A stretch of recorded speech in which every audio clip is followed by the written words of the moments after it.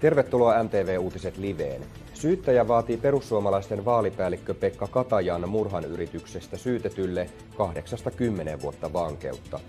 Syytettynä oleva 41-vuotias mies kiistää syytteet. 2 miestä hyökkäsi Katajan kimppuun tämän kotona viime heinäkuussa.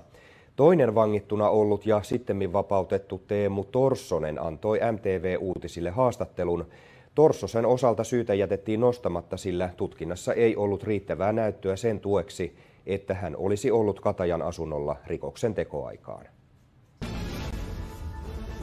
Eli Teemu Torssonen, sinua epäiltiin pitkään tästä Pekka Katajaan liittyvästä murhan yrityksestä, mutta syytteitä sinua vastaan ei nostettu. Niin mitä ajattelet nyt tästä koko rikosepäilystä? Se näyttäytyy aika sekaavalta ulospäin ja ehkä myös silloin, kun itse olin siinä, niin silloinkaan siinä ei kovin monia selviä asioita ollut. No, kuinka iso helpotus sinulle oli, että sinut nyt vapautettiin helmikuun alussa kuukausia jatkuneesta tutkintavankeudesta ja syytettä sinua vastaan ei nostettu?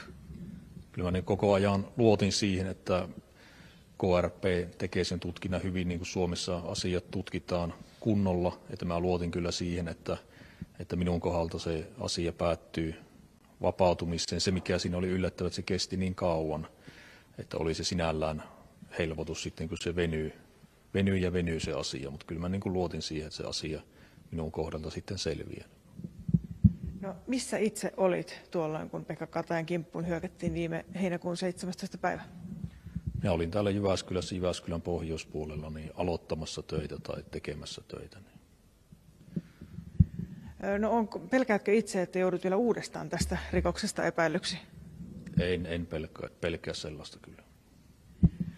Tässä oikeudenkäynnin aikana on tullut useita kertoja ilmi, ja Pekka Kataja on itse sanonut ja syyttäjä sanonut, että tämä teon motiivi liittyy kuitenkin jollain, että se on poliittinen motiivi ja se liittyy myös sinuun ja sinun poliittiseen uraan. Mitä mieltä olet tästä? Niin, ei varmaan henkilönä minuun, mutta joihinkin, tai tämä arvelu minä käsitin silleen, että se ei liity henkilönä minuun, vaan niihin asioihin, mitä on siinä poliittisen toiminnan ympärillä ollut, mihinkä itsekin on sitten kuulunut. En tiedä, minun on sitä turha spekuloida, pitääkö tuommoinen arvelu epäily tuosta motiivista paikkansa vai ei, niin en osaa sanoa.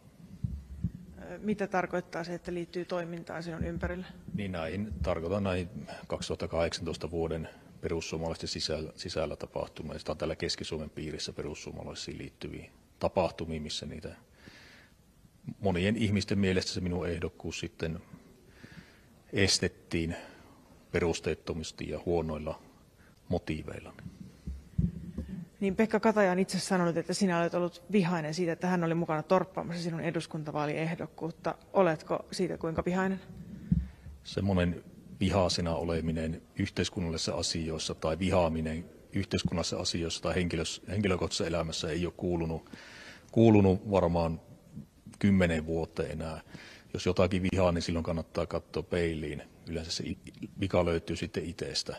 Mutta totta kai ne 2018 vuoden tapahtumat perussuomalaisten sisällä on harmittanut, koska mielestäni siellä ei kaikki ole mennyt ja kaikki mitä minun tekemisistä on väitetty, niin ei pidä paikkaansa muun muassa äärioikeistolaisuudesta tai joistakin teoista, mitä on puoluekokouksessa esittänyt mukaan esityksiä, niin semmoisia en ole koskaan tehnyt ja tämmöisillä perusteltiin sitä, että en voisi olla eduskuntavaaliehdokkaan ja ne ei pidä paikkansa.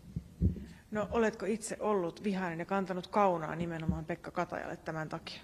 Niin, kuten sanoin, niin en ole ollut vihainen, olen ollut harmissani ja pettynyt, mutta en ole ollut vihainen ja en ole jäänyt siihen asiaan rypeämään, enkä ole kantanut kaunaa.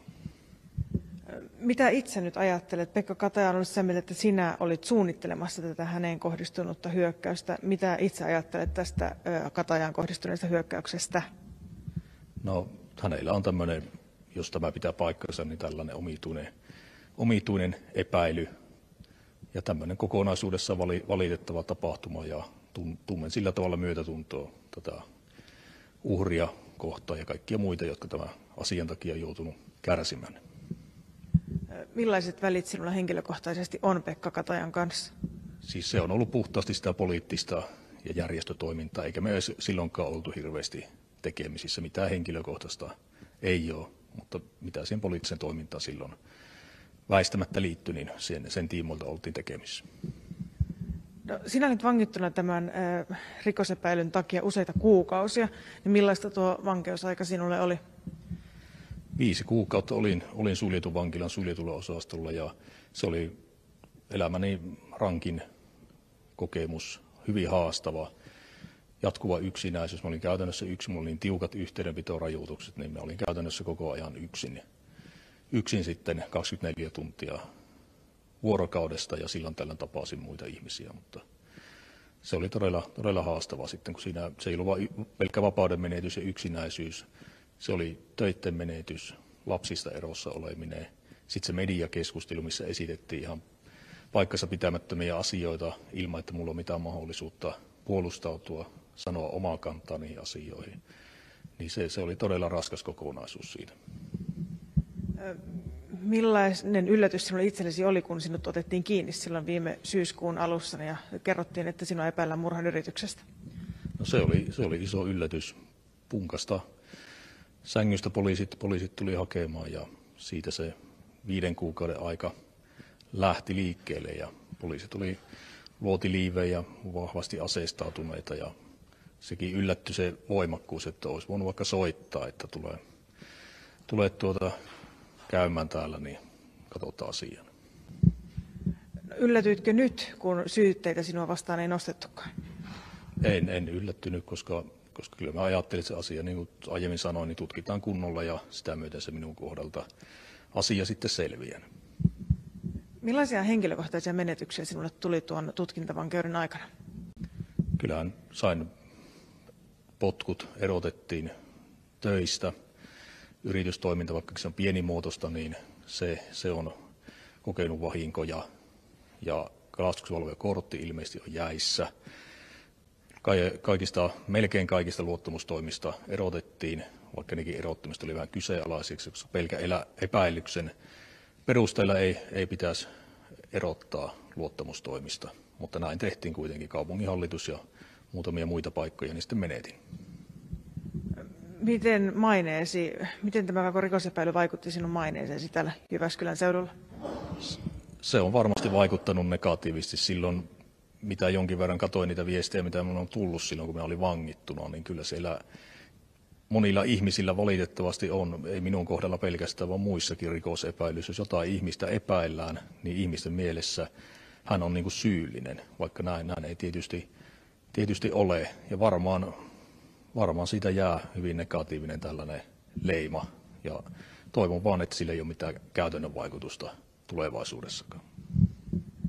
Nyt täällä syytetyn penkillä istuu 41-vuotias mies, jonka sinä tunnet hyvinkin. Mikä teidän yhteys antoi sinne? Tämä henkilö toimi tukiyhdistyksessä mukana ja olen häntä tuntenut aiempina vuosina. Nyt sitten 2019 vuonna vähemmän hän muutti eri alueille ja sillä tavalla niin ei oltu sitten enää oltu hirveästi tekemisissä, ei ainakaan poliittisen toiminnan mielessä. Uskotko, että hän on toinen näistä tekijöistä, joka hyökkäsi Pekka Katajan kimppuun? Sitä on kyllä todella hankala uskoa. Miksi itse halusit tulla paikan päälle tänne seuraamaan tätä oikeudenkäyntiä, kun olet juuri selvinnyt syytteistä, että sinua ei syytetä tästä jutusta? Mietin tänne paikalle tulemista ja tämä asia on vaikuttanut minun elämään niin paljon ja minulla ei ollut töitä tällä hetkellä ja muuta, niin ajattelin tulla seuraamaan ja katsomaan, miten tämä asia sitten etenee tätä kautta.